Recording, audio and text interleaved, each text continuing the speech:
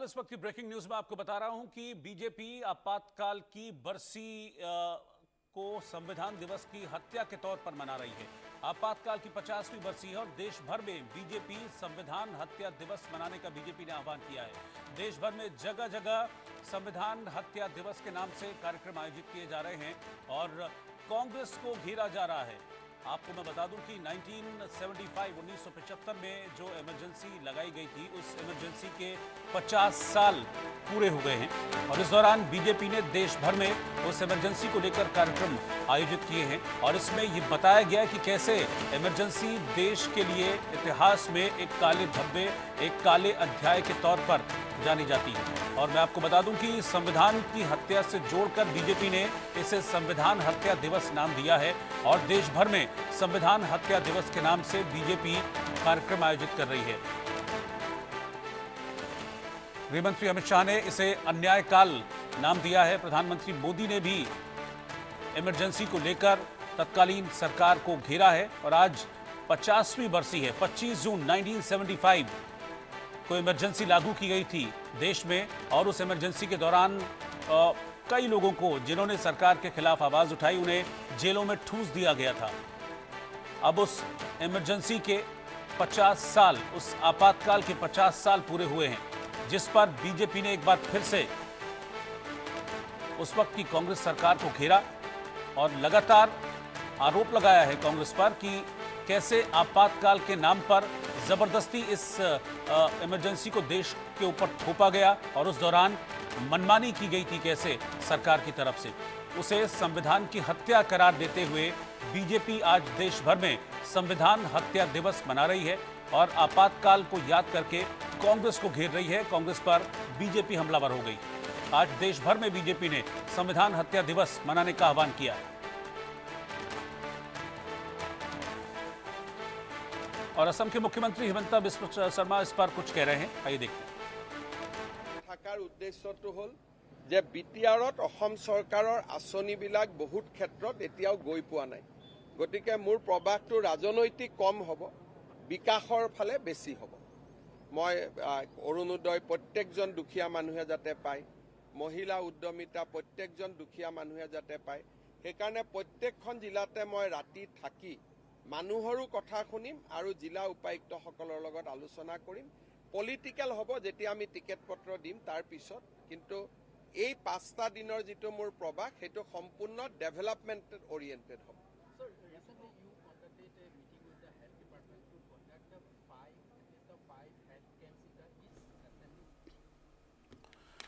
और India news के managing editor input Rakesh Kumar Singh इस वक्त मेरे साथ जुड़े हैं।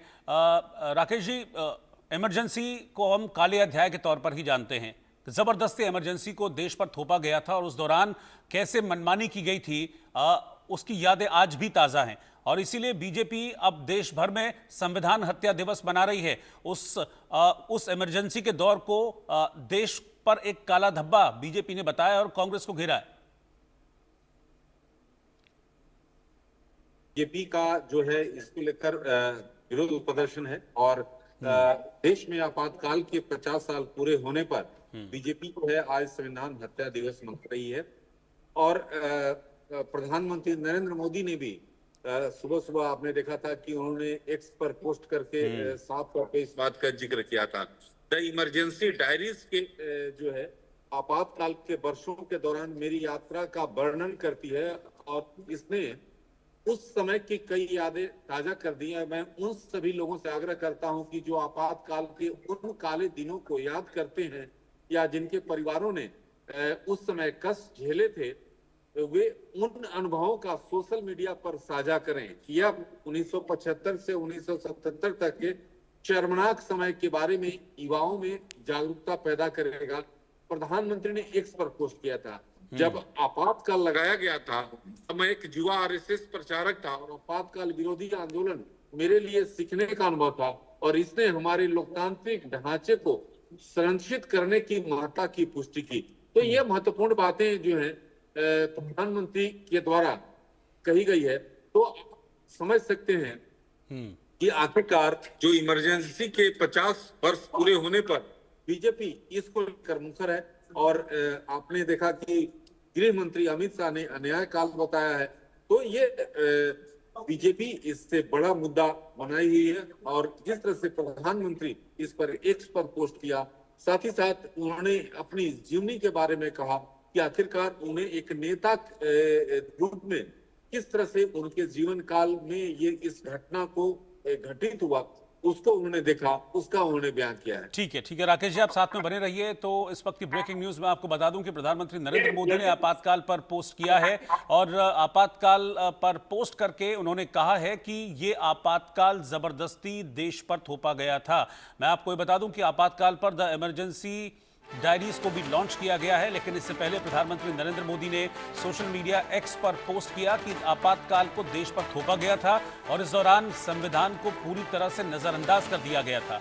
इस दौरान लोकतंत्र बुरी तरह से कुचला गया और इसीलिए बीजेपी आज संविधान हत्या दिवस मना रही है, क्योंकि 25 जून 1975 को इमरजेंसी देश में लागू हुई थी। प्रधानमंत्री नरेंद्र मोदी ने आज उस दिन को याद करते हुए सोशल मीडिया पर एक्स पर एक पोस्ट लिखा जिसमें इस बात का जिक्र किया कि कैसे आपातकाल को जबरदस्ती देश पर थोपा गया था और इस दौरान जो देश की जनता है, उनके जो मौलिक अधिकार होते हैं, एक देश के नागरिक के जो अधिकार होते हैं, वो कैसे उनसे छीन लिए गए थे और बिना वजह लोगों को उठाकर इमरजेंसी के नाम पर जेलों में ठूस दिया गया था। सरकार के खिलाफ आवाज उठाने की जिसने भी उस दौरान हिम्मत की या कोशिश की, उसे उठाकर जेल में ठूस दिया गया था। उन सारी चीज़ों को याद किया, उसे काला अध्याय, काला धब्बा देश के ऊपर बताया और आज संविधान हत्या दिवस मनाने का आह्वान भी बीजेपी ने किया है। तो ब्रेकिंग न्यूज इस वक्त की मैं आपको बता रहा हूं, 50 साल हो गए हैं आपातकाल के। 25 जून 1975 को आपातकाल देश पर थोपा गया था, जैसा कि प्रधानमंत्री मोदी ने अपने सोशल मीडिया पोस्ट एक्स पर कहा, और आज उस आपातकाल के 50 साल पूरे हो गए हैं। राकेश कुमार सिंह हमारे साथ बने हुए हैं। राकेश जी, देश भर में जगह जगह बड़े प्रोटेस्ट भी आयोजित किए जा रहे हैं और इस बात का जिक्र प्रधानमंत्री ने अपने जो सोशल मीडिया पोस्ट एक्स पर है उस पर भी किया है कि मौलिक अधिकार छीन लिए गए थे, कोई अधिकार किसी के पास नहीं था। एक आम नागरिक के जो अधिकार होते हैं एक देश में, उन तक को सीज कर दिया था आपातकाल के नाम पर। देखिए रोहित, आपातकाल के 50 साल पूरे होने पर जिस तरह से प्रधानमंत्री ने एक्स पर पोस्ट किया और उन्होंने कहा कि किस तरह से उस समय भारतीय संविधान में निहित मूल्यों को दरकिनार किया कर जो है मौलिक अधिकारों को निलंबित किया गया था, और इतना ही नहीं, प्रेस पर किस तरह से पाबंदी लगाई गई थी।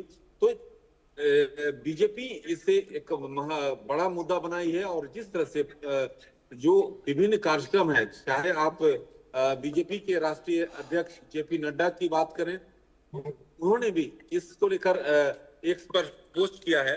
और पीएम मोदी की अगर बात करते हैं तो पोस्ट में उन्होंने साफ तौर पे कहा है कि आज भारत के लोकतांत्रिक इतिहास के सबसे काला अध्यायों में से एक आपातकाल लागू होने के 50 साल पूरे हो गए हैं और भारतीय इस दिन को संविधान हत्या दिवस के रूप में मनाते हैं। और इस दिन भारतीय संविधान में निहित मूल्यों को दरकिनार कर मौलिक अधिकारों को निलंबित किया गया था, और इतना ही नहीं, प्रेस की स्वतंत्रता को भी खत्म किया गया था और कई राजनीतिक नेताओं, सामाजिक कार्यकर्ताओं, छात्रों और आम नागरिकों को जो है जेल में डाला गया था।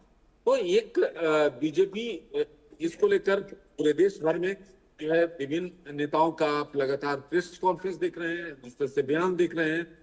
तो ये महत्वपूर्ण मुद्दा बीजेपी खासतौर पर इमरजेंसी को लेकर बनाती रही है। बिल्कुल, और 50 साल पूरे होने पर बीजेपी जबरदस्त तरीके से हमलावर है। बहुत बहुत शुक्रिया राकेश कुमार सिंह आपका साथ में जुड़ने के लिए।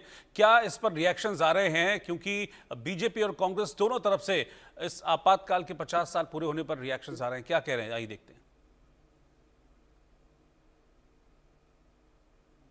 संविधान की हत्या की गई इस दिन, लोकतंत्र को पैरों तले कुचल दिया गया।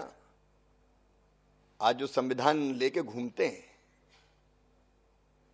वो याद करें, यही कांग्रेस थी जिसके डीएनए में तानाशाही है और अपनी कुर्सी बचाने के लिए, सत्ता में बने रहने के लिए पूरे देश में लोकतंत्र को रौंदने का, पीसने का, कुचलने का काम अगर किया था तो श्रीमती इंदिरा गांधी जी ने किया था। आज भी याद है मुझे वो काला दिन, 50 साल हो गए। मैं तो तब 16 साल का था। कैसे अमानुषिक अत्याचार किए गए, पूरे देश को जेल खाना बना दिया गया, मौलिक अधिकार समाप्त कर दिए गए, जिसको चाहो पकड़ो जेल में डाल दो। तमाचा कांग्रेस ने आज ही के दिन 1975 में 25 और 26 की रात ये जो कलंक लगाया था, इंदिरा गांधी जी ने अपने चुनाव हारने के बाद कोर्ट के द्वारा दिए गए निर्णय के परिप्रेक्ष्य में, चूंकि कोर्ट ने उनके चुनाव का योग्य बताते हुए राजनारायण जी को विजयश्री देने का निर्णय सुनाया था। लेकिन जैसा कि होता आया, कांग्रेस हमेशा अपने व्यक्तिगत स्वार्थ के लिए कानून, संविधान, व्यवस्था, किसी नियम को नहीं पालन करती है। इस देश के संविधान की हत्या करी थी, लोकतंत्र को खत्म किया था, मौलिक अधिकारों को छीना गया था और सिर्फ अपनी सत्ता को बचाने के लिए किया गया था। तानाशाह गांधी वाड्रा परिवार ने हमारे देश की आत्मा, हमारे संविधान को इमरजेंसी लागू कर कर खत्म किया गया। ये सिर्फ इसीलिए किया गया क्योंकि इंदिरा गांधी अपनी सत्ता बचाना चाहती थी।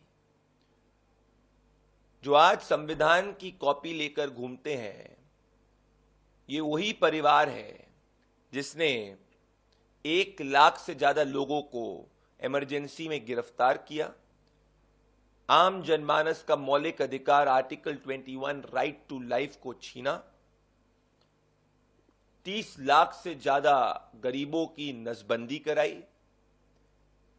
मीसा जो अभी तक का सबसे बड़ा काला कानून है, उसके तहत देश के जनमानस को जेल की सलाखों के पीछे बंद किया।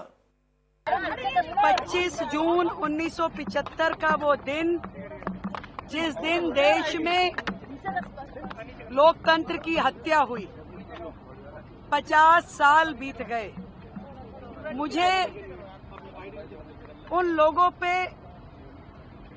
हंसी भी आती है और गुस्सा भी आता है जो लोग लोकतंत्र को अपनी जेब में लेकर के घूमते हैं, दुहाई देते हैं कि लोकतंत्र की रक्षा करो। मैं उन्हें कहना चाहती हूं कि भाई, लोकतंत्र की हत्या करने वाले तो तुम्हारे ही पूर्वज थे, जिन्होंने भारत के इतिहास में इससे काला दिन नहीं हो सकता जब गला घोट दिया गया संविधान का। आज आप जेब में संविधान की कॉपी रख के घूमते हो और कहते हो लोकतंत्र बचाओ।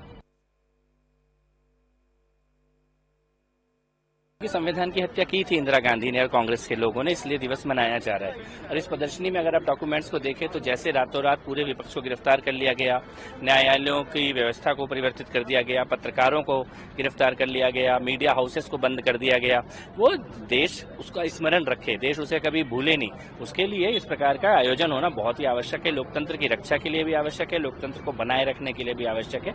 इसीलिए ये कार्यक्रम आज यहाँ पर आयोजित किया गया है। जंग हमने लड़ी थी, कांग्रेस के लोगों ने लड़ी थी। आरएसएस और बीजेपी ने अपनी उंगली भी नहीं कटाई उस वक्त। इनको पूछो, इनको, आप भी उस वक्त नहीं थे, आप इनके नेता थे बुजुर्ग। उस वक्त में इन्होंने क्यों नहीं आजादी जंग में भाग लिया? आजादी के बाद में इंदिरा गांधी की हत्या हो गई, खालिस्तान नहीं बनने दिया, राजीव गांधी की हत्या हो गई। इस परिवार, गांधी परिवार में 2 हत्याएं हुई है। किसे कहते, प्रधानमंत्री पद पर रहते हत्या हो गई। एक तरफ तो ये है इतिहास कांग्रेस शानदार कुर्बानी का, त्याग का, बलिदान का इतिहास। आधुनिक भारत दिख रहा है साइंस में, टेक्नोलॉजी में, आधारभूत संरचना में, बड़े बड़े बांध, कल कारखाने किसने बनाए? पंडित नेहरू के जमाने में। कई बातें कहने को है हमारे पास, इनके पास कहने कुछ नहीं। इनके पास हिंदुओं को भड़काने वाला कुछ भी नहीं है। और बेरोजगारी है, उसकी चिंता इनको नहीं है। महंगाई बहुत भयंकर बढ़ रही है, उसकी चिंता इनको नहीं है। तो और क्या करेंगे? इमरजेंसी की बात करेंगे। यहाँ एक अघोषित इमरजेंसी की तानाशाही हर दिन के साथ और क्रूर होती जा रही है।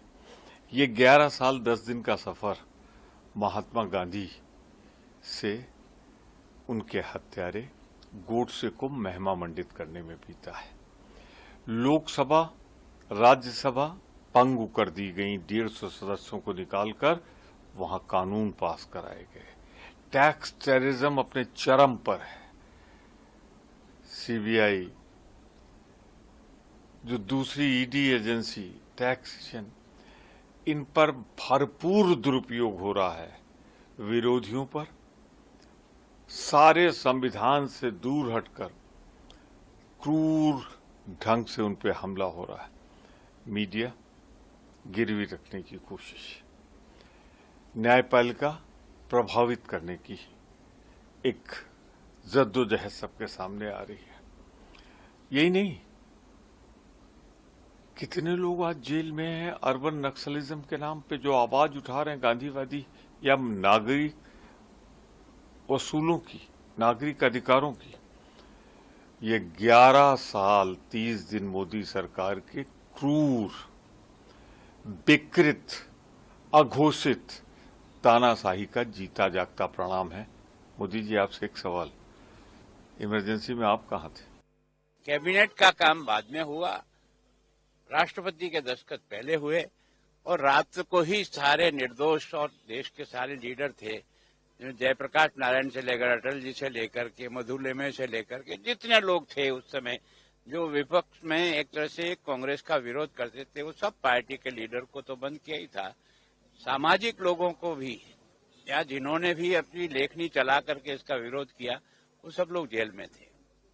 तो एक तरह से हिंदुस्तान को जेल खाना बनाने का काम, हिंदुस्तान के लोकतंत्र का तमाशा और उसकी हिंसा करने वाले लोग, और उसके कारण से बेगुनाहों को न कोर्ट में जाने की आजादी, न उनको कहीं अपनी फरियाद रखने की, न कोई पत्रकार एक लाइन लिख सकता था। सारे के सारे पेज उस दिन हिंदुस्तान के अधिकांश अखबारों को बिल्कुल व्हाइट पेपर के रूप में आया, केवल ऊपर हेडिंग था, बाकी सारा पेपर खाली था। तो इसका मतलब देश ने मन से लोकतंत्र की हत्या के दिवस को माना, लेकिन बाद में मजबूरियां ऐसी थी कि सब लोगों को अपनी कलम से सरकार की तारीफ करने का काम करना पड़ा। आज ही का दिन यानी कि 25 जून 1975, जहां पर जो पूरा भारत है उसका लोकतंत्र सहर उठा था, वो काली रात जहां लोकतंत्र को कुचला गया था। आज इस पूरे वाक़े को 50 साल हो गए हैं और भारतीय जनता पार्टी इसे संविधान की हत्या के रूप में मना रही है, जिसको लेकर के भारतीय जनता पार्टी जगह जगह अपने कार्यक्रम कर रही है, जिससे एक मैसेज आम जनता तक पहुंच सके कि आखिर क्या कुछ चीज़ें हुई थी, क्यों इमरजेंसी लगाई गई थी उन दिनों सरकार द्वारा। साथ ही साथ आपको बता दें कि आज मुख्यमंत्री योगी आदित्यनाथ की भी उपस्थिति लखनऊ में है, जहां पर वो लगभग 3:30 बजे इस 50वीं वर्षगांठ को लेकर के प्रदर्शनी और संगोष्ठी करेंगे। तो भारतीय जनता पार्टी का जो मकसद है वो साफ है कि जनता तक पहुंचाएंगे अपनी वो तमाम बातें, और यही एक वजह है कि आज जगह जगह कार्यक्रम लगे हैं ताकि आम जनता के बीच रह सके वो तमाम बड़े मंत्री, वो तमाम बड़े चेहरे, और लोगों को बता सकें, बच्चों को पहुंचा सकें ये एक सोशल मैसेज कि आखिरकार क्या कुछ हुआ था 25 जून 1975 के दिन, उस काली रात को, जहां पर भारत के लोकतंत्र को, संविधान को कुचल दिया था और उसकी हत्या कर दी गई थी। लखनऊ से वीडियो जर्नलिस्ट गौरव के साथ मैं निकिता सरीन, इंडिया न्यूज़ के लिए। इमरजेंसी के 50 साल पूरे हो चुके हैं। उत्तर प्रदेश सरकार में मंत्री दिनेश प्रताप सिंह जी हमारे साथ हैं। मंत्री जी, 50 साल इमरजेंसी, जिस इमरजेंसी की बात आप लोग लगातार करते रहते, उसके आज 50 साल पूरे हो गए। अब आप लोग क्या क्या कार्यक्रम कर रहे हैं, और आपके हिसाब से वो 50 साल पहले वाला इमरजेंसी का समय कैसा रहा है? ईश्वर न करे भारत अथवा किसी भी देश को ऐसी परिस्थितियों से कभी भी दो चार होना पड़े कि इमरजेंसी का कारण सिर्फ सत्ता पाने के लिए हमारे देशवासियों पर थोपा गया। इमरजेंसी का कारण अगर राष्ट्रीय संकट होता तो भी उचित था। तत्कालीन प्रधानमंत्री श्रीमती इंदिरा गांधी जी के द्वारा देशवासियों पर अपने सत्ता में काबिज रहने के उद्देश्य से, जबकि जनता ने उन्हें हरा दिया था, जनता का जनाधार उन्होंने खो दिया था, उसके बावजूद सत्ता में बने रहने का और कोई फार्मूला नहीं था, तो उन्होंने देशवासियों के ऊपर इमरजेंसी थोप दिया, यातनाएं दी केवल अपने सत्ता पाने के लिए, केवल प्रधानमंत्री पद पाने के लिए। तो हम देशवासियों को ईश्वर ऐसी कभी स्थितियां न पैदा करे कि हमको फिर कभी इमरजेंसी जैसी परिस्थितियों से दो चार होना पड़े। मंत्री जी, अखिलेश यादव लगातार हर रोज प्रेस कॉन्फ्रेंस करते हैं और बीजेपी की लगातार कमियां गिनाते हैं। कल उन्होंने प्रेस कॉन्फ्रेंस की, लगातार इस महीने अगर देखें तो लगातार वो प्रेस कॉन्फ्रेंस कर रहे हैं, आपकी कमियां गिना रहे हैं। आप क्या कहेंगे इस तरीके से, जिस तरीके से वो लगातार आपकी कमियां गिना रहे हैं? देखिए, अखिलेश यादव जी को कमियां गिनाने का अधिकार जनता ने दिया है, वो बेशक कमियां गिनाएं, लेकिन एक निर्वाचित सांसद कौन सी कमियां गिनानी चाहिए उनको? जिस क्षेत्र से चुनाव जीत करके आते हैं उस क्षेत्र में बिजली पानी की समस्या अथवा वहां के क्षेत्र के विकास पर उंगली उठानी चाहिए, पूरे राज्य के विकास पर उंगली उठानी चाहिए। लेकिन जिस तरह की उंगली उठाते हैं अखिलेश यादव जी, वो शोभा नहीं देता। वो बांट करके राज करने के लिए, समाज को बांटने के लिए ही बहुत सारे प्रयास, बहुत सारी उंगली उठाने का काम उनका केवल इसलिए होता है कि वो समाज को बांटें और बांट के राज करें। मैं नहीं समझता कि अब देशवासी और राज्यवासी ऐसा कुछ सोचेंगे। सबके दिमाग में है सबका साथ सबका विकास ही महत्वपूर्ण है। एक अंतिम सवाल आपसे करूंगी, कल उन्होंने जो प्रेस कॉन्फ्रेंस की उसमें उन्होंने कथावाचकों के बारे में बात की, जिसके साथ जो चीजें हुई, लेकिन वो लगातार कह रहे हैं कि पीडीए के साथ ही अन्याय किया जा रहा है, पीडीए के लोग ही केवल अन्याय सह रहे हैं। मुझे नहीं लगता, मैं बार बार कह रहा हूं कि उनका उद्देश्य सामाजिक सौहार्द नहीं है। सामाजिक सौहार्द खराब हो, लोग जातियों में बंट जाएं, इसी उद्देश्य से उन्होंने इस विषय को उठाया है। ये विषय ऐसा नहीं था जिस स्तर से उस विषय को उठाया गया। और मैं समझता हूं कि हमारे सनातन धर्म में सब हिंदू, चाहे वो बैकवर्ड हो, चाहे शेड्यूल कास्ट हो, चाहे सामान्य हो, हर वर्ग के हिंदू को पूजा करने, मंदिर जाने, कथा कहने, कथा सुनने, सबको अधिकार प्रदत्त है। हम कहीं नहीं कह सकते कि किसी को कथा कहने का अधिकार नहीं है।